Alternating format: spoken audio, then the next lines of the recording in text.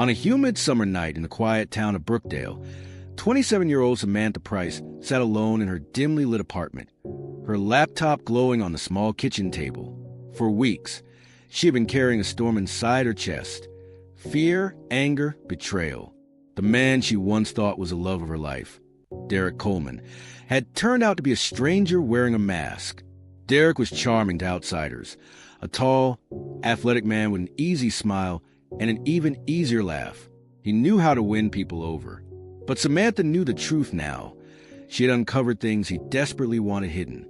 His double life, his shady connections, and worst of all, the secrets that linked him to crimes no one would ever suspect. For days, she had debated whether to go to the police, but she felt trapped. Derrick had powerful friends, and Samantha feared that if she went through official channels, her words would be silenced. That night, she made a choice. She would tell the world directly. Her fingers trembled as she typed out a long Facebook post, each word digging at Derrick's carefully built facade. She detailed his secret dealings, the money laundering, the threats he had whispered when no one else could hear. She stopped short of naming everything, but it was enough, a public accusation for anyone to see. By midnight, her post had spread like wildfire across Brookdale. Friends commented in shock. Strangers shared it, and whispers started to ripple through town. For the first time in weeks, Samantha exhaled. Now everyone knows, she murmured, almost convincing herself she was safe. But safety was illusion. The next morning, Samantha's neighbors awoke to the sound of sirens. A body had been discovered slumped in the driver's seat of a gray sedan parked just 2 blocks from her apartment. Police tape soon stretched across the street, drawing a small crowd of onlookers. The victim had been shot twice, once in the chest, once in the head. It was Samantha. The news spread as quickly as her post had. People who had read her words a night before now wondered if they had witnessed a prophecy. The comments beneath her final post transformed from curiosity into horror. "Oh my God, she's gone." She knew this would happen. Look at the way she wrote it. Was it him? It has to be him. Detectives assigned to the case immediately looked at Derrick. He was the obvious suspect. But when they questioned him, Derrick appeared cool, collected, even cooperative. He insisted that Samantha was unstable, that she had fabricated lies to punish him for their messy breakup. He shook his head gravely when shown her Facebook post, as if deeply wounded by her accusations. Without hard evidence tying him to the shooting, investigators couldn't move forward. Still, something about his composure unsettled them.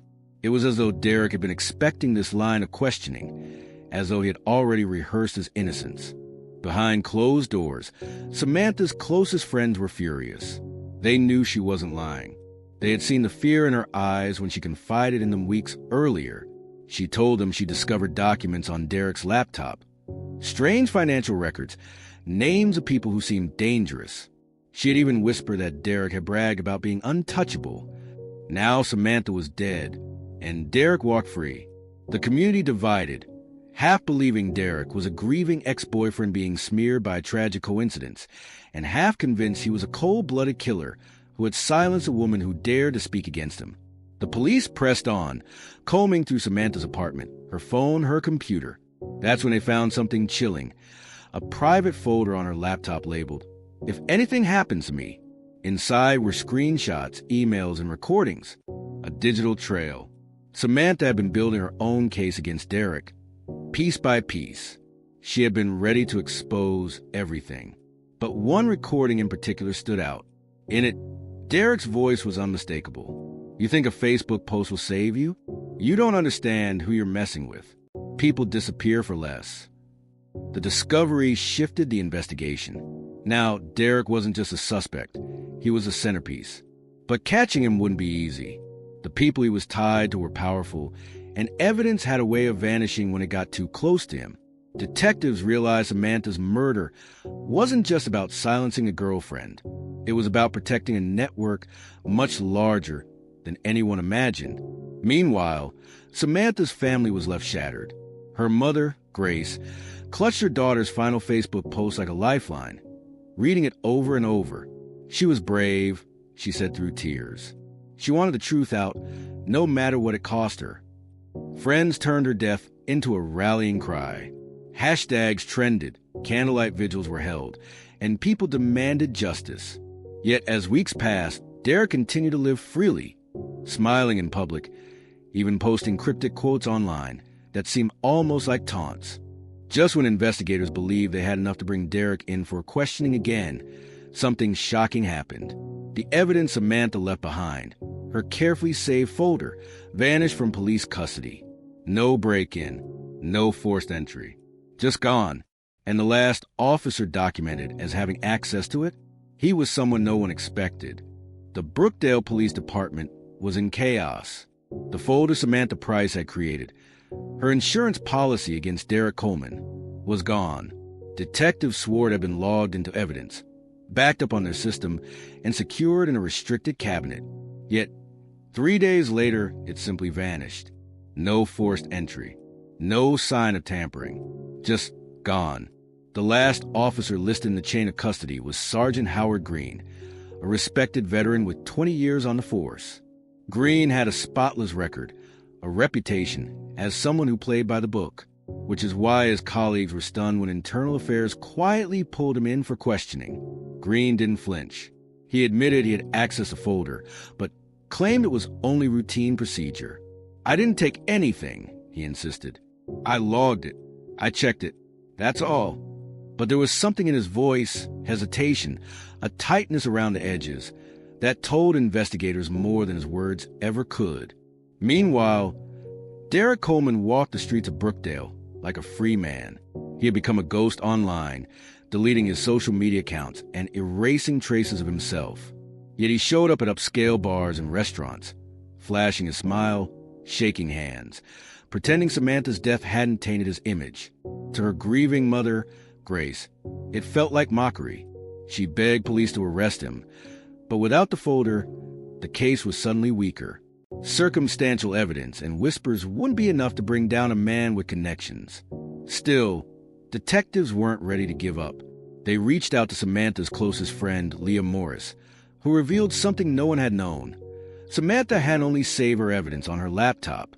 She told me once. Leah said quietly that she had a backup, somewhere safe. She didn't trust anyone, not even the police. She said if anything happened, someone she trusted would know where to look. Investigators pushed Leah, but she swore Samantha never told her where. All she remembered was Samantha's cryptic phrase, "The truth belongs where the lies are written." It sounded like nonsense at first, but when detectives dug through Samantha's apartment again, they noticed something strange. On her bookshelf, tucked between two old novels, was a thin leather-bound journal. Inside, most of the pages were blank, but scrawled in Samantha's handwriting across the first page was a single password.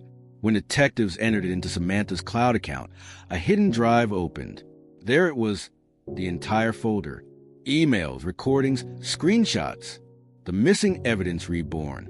But relief quickly turned into dread. The folder contained names far beyond Derrick Coleman. Local officials, business owners, even a deputy district attorney. People who had all quietly benefited from Derrick's dealings. Samantha hadn't just uncovered a boyfriend's secrets. She had stumbled into a web of corruption that stretched across Brookdale. Now, police realized why the original evidence had vanished. Someone on the inside wasn't just protecting Derrick. They were protecting an entire network. Detectives faced a grim choice. If they moved too quickly, the leak within their own department could destroy the new evidence again. If they waited, Derrick might catch wind of it and disappear for good. So they devised a risky plan. They'd set up a sting.